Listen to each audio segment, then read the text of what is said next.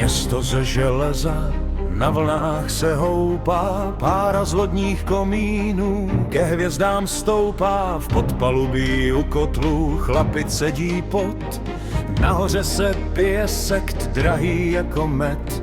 Kapitán má v očích klid, věří v pevný trup, vždyť tuhle pýchu lidstva nečeká žádný rub. Zrcadla a mahagon, vůně drahých kůží, gentlemany v salonu s vůní čerstvých růží. Struny houslí hladí vzduch, hrají tichý tón, nikdo z nich však neslyší moře temný zvon.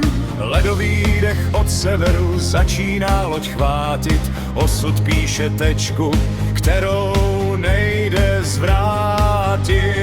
Loď dál pluje tmou, v dálce lecet zbytí, zhasínají světla, končí lidské bytí. Nepotopitelný sen se v hlubinách teď ztrácí, voda bere vše, zpět nic se nevrací.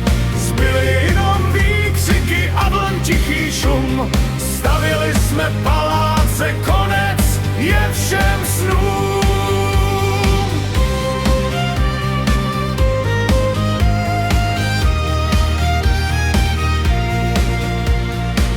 Na led narazil tichý tupý úder, v podpalubí praská ocel, osud dává směr. 5 minut v naději, 10 na modlení, moře si bere daň, na tom nic se nezmění.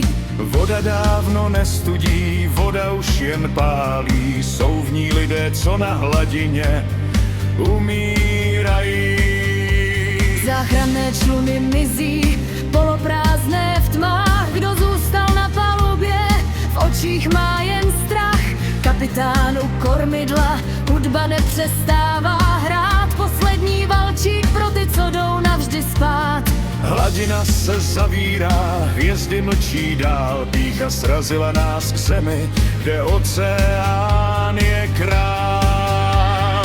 Loď dál pluje tmou, v dálce lecet zbytí, zhasínají světla, končí lidské bytí. Nepotopitelný sen se v hlubinách teď ztrácí, voda bere vše, zpět nic se nevrací. Zbyly jenom výkřiky a vln tichý šum, stavili jsme paláce, konec je všem snům. Jenom ticho a šum moře, sen o plavbě skončil v hlubinách.